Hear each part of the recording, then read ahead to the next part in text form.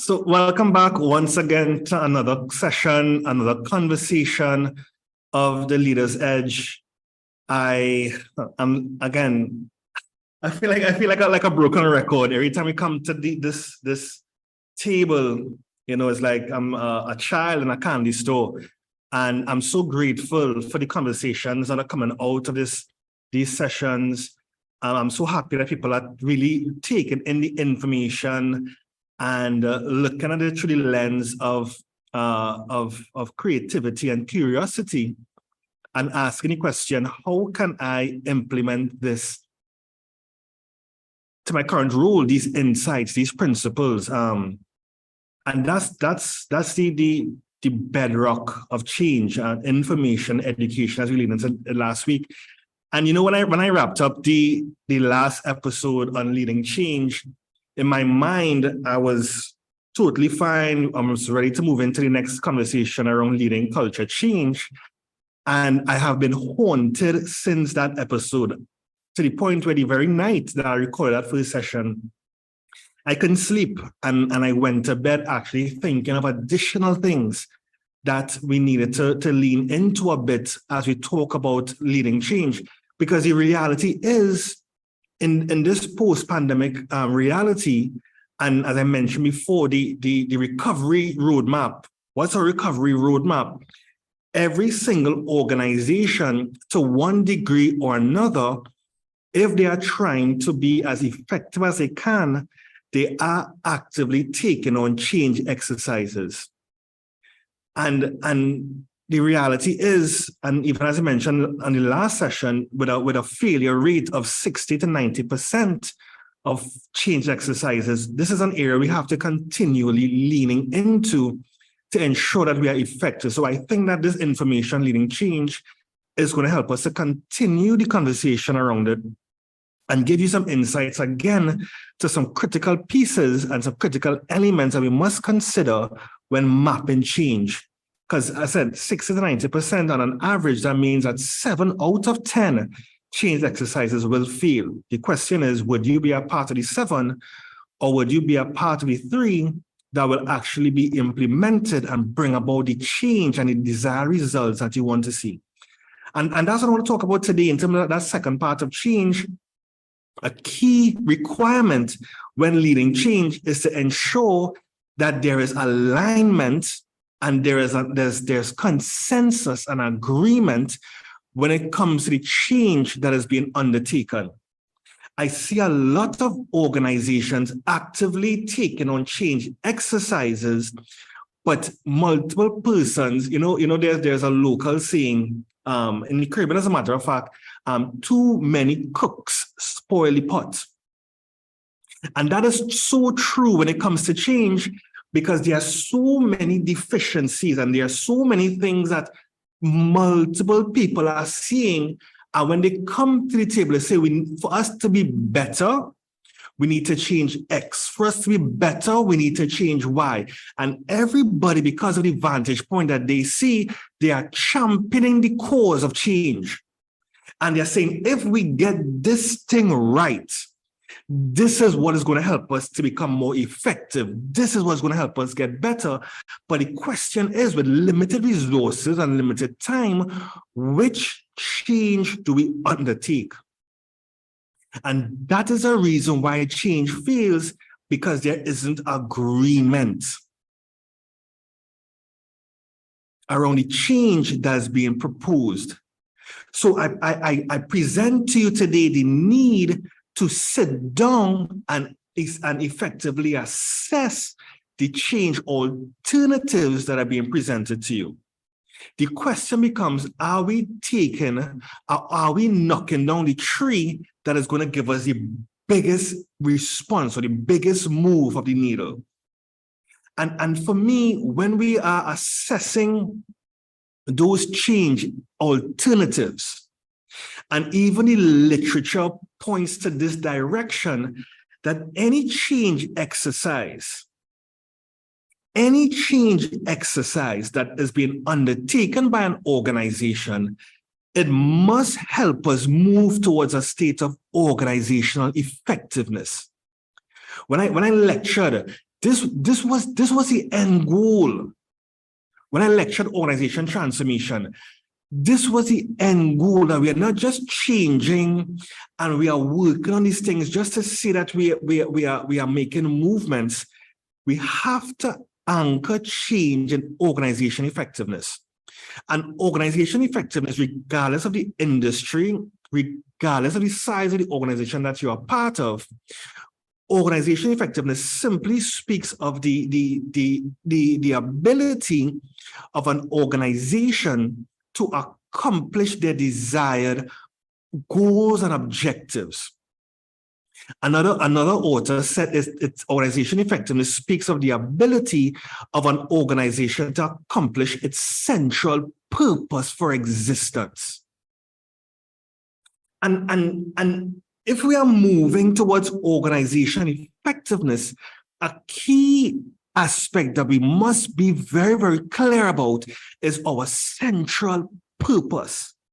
Why do we exist as an organization? And if we are not very clear about our identity and the reason why the organization exists, we are going to run down change exercises because of opportunities and not necessarily the ability to get closer to our purpose. You know, I didn't do principles of business at CSEC, but when I look at the early and the basic understanding of business, they said the main purpose that a business exists is to make money. And while that is true, and a lot of organizations are assessed on their using their financial ratios and the bottom line, the balance sheet, that assessment is incomplete. And while the change initiatives that we often undertake in terms of organization is to help us to either make more money or save more money, that assessment is incomplete. Kaplan and Norton actually presented the balanced scorecard methodology that helps us to assess the effectiveness of an organization. And they actually map out 4 quadrants: the learning and growth, the internal business process, the customer stakeholders, and the financial output. And most times they actually use these 4 layers as linear. And they say if we focus on the learning development, it helps us improve our processes. And if we improve our processes, we can serve our customers better. And if we serve our customers better, we will make more money. But that view of the purpose of a business to make money, it is incomplete. And again, while that philosophy would have been effective in the olden age, and don't get me wrong, we have to make money, we have to make output, we have to improve our bottom line and please our shareholders and stakeholders. We have to look at success through multiple lenses. We have to look at the different vantage points of success. So, okay, we are making money, but what is the cost? As I mentioned, we talk about relationships and results to get there. And that's why we have to be very, very clear on our purpose. Why do we exist? If the business exists only to make money, then we'll take advantage of our employees. If we are just in the business of making money, we will have a negative impact on the environment and not care about it. So that central purpose, or what is called the raison d'etre, the reason a thing exists, that has to be at the forefront of our minds when assessing change alternatives to help us effectively answer the question, how is this change exercise helping us get closer to being more effective in relation to the operationalization of our purpose? How does it help us get better to do the main thing that we are called to do? That's what we assess the change alternatives against. And any change alternative has to be aligned to our central purpose. If it does not help us get better, at our central purpose, we may be wasting our resources. Or there may be a better alternative for us to direct these limited resources to. Organizational effectiveness has to be central to any change exercise. And again, it prioritizes this central philosophy of authenticity. And I see organizations in many instances and many industries running down change exercises to pursue opportunities and not necessarily to pursue our identity as an organization. Why are we here? Why do we exist? You know, I was reading a case study about a small restaurant, and there was changes in the local environment, and the environment was actually, they were going through a bit of a boom and construction, and they were moving from a small local town to a more commercialized space. And the company had the opportunity to now go to more retail, more expansive approach to their operations. But the owner says, no, that is not who we are. And they made the decision to remain authentic. They did some things to improve their efficiency and their turnaround time, because the change that was agreed on to be pursued had to align to their purpose. If the reason we are pursuing the change is that we can become something without being anchored in who we are, we may lose the very central essence of who we are. And that we have to assess the conversations around competitive advantage. What makes us different? What makes us unique? And sometimes we pursue these change opportunities to get better, to get better opportunities, right? I messed that up. We pursue opportunities to help us get better in some instances, but we lose who we are. And to me, that's a dangerous thing. When you look at Yahoo, for example, at Yahoo's core, Yahoo's a search engine. And when you look at their trajectory, they went through so many evolutions in terms of who they were, they lost the very essence of the organization. So you look at a Yahoo versus a Google, for example. Google has been very, very clear about why they exist. And every evolution, every opportunity that they pursue, it got them closer to their reason for existence. So when you assess the changes that you're undertaking right now, it must answer the question, are we getting closer to why we exist? And if the answer to that question is vague, or if the answers to that question are not in alignment to that central purpose, we may need to possibly abandon it.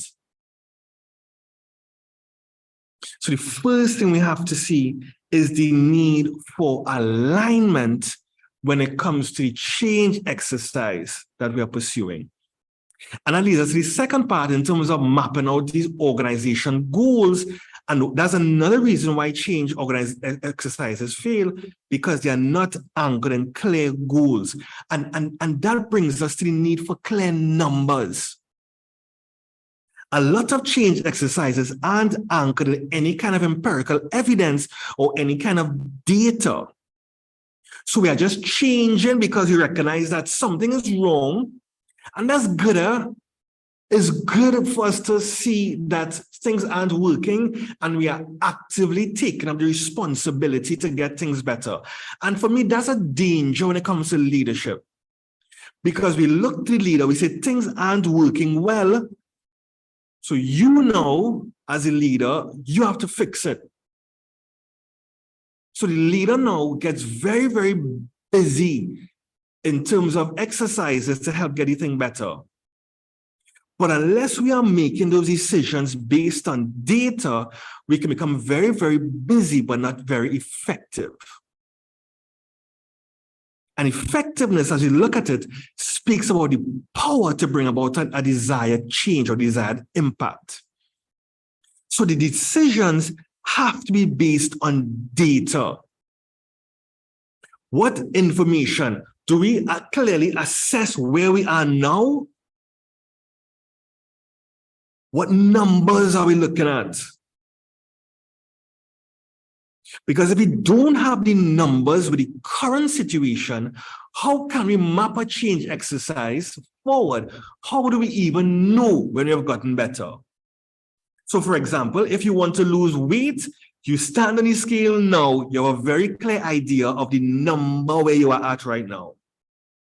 And as you continue to work, you can watch the scale and you can see in terms of the numbers that are changing. How do we know if we are moving in the right direction and having the desired impact?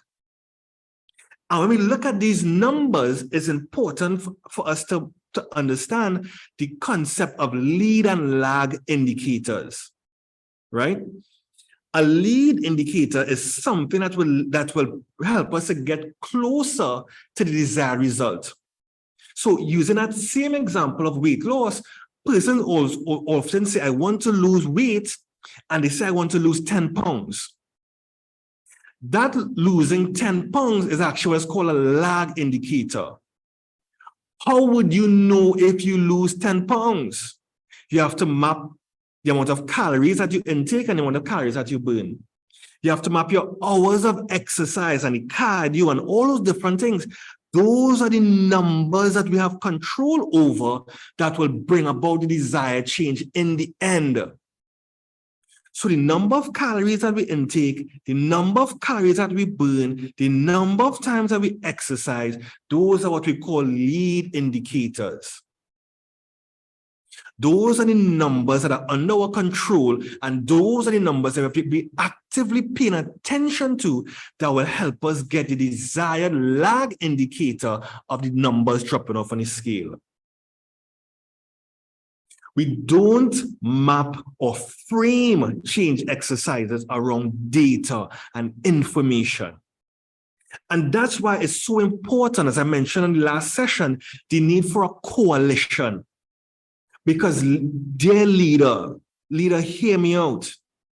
While you are ultimately responsible, right, and the accountability falls on you in terms of how we move this thing forward, we have to bring people together to help shoulder the weight of change.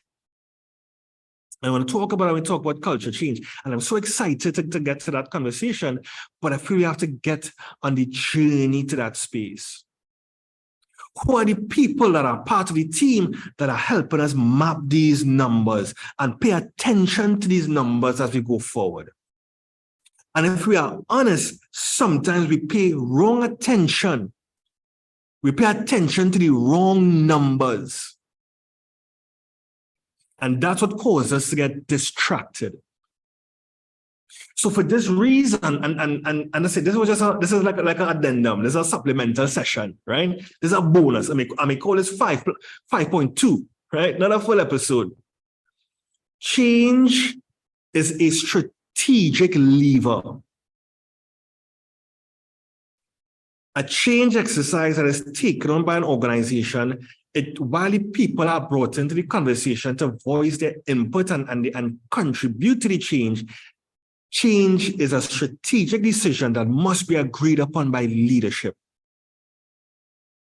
It requires that vantage point to see the whole picture, 360, and not have a change in terms of a narrow view, but you see the big picture and understand that these changes that we are actively pursuing is going to help us knock these multiple dominoes to bring that big picture impact at the end. So even if we are in the middle of a change exercise, sometimes we have to take a step back and assess what is happening here. Is this change something that is geared towards the people that are part of the system? Is this change required something to improve our processes and the way that we do things? Is this change geared towards the technology that is being utilized? As we assess all those things, we have to have this philosophy in the back of our minds around our central purpose. Is this going to help us get better at why we exist? And if it doesn't answer those questions and tick those boxes off, chances are we need to ask further questions. And as I mentioned in episode 5, in terms of the need to be curious and effectively listen before we start making those decisions. Change is very, very difficult. Hence we have this significant failure rate. So the partnership is important. But as we look at change from a leadership perspective, we have to be more intentional.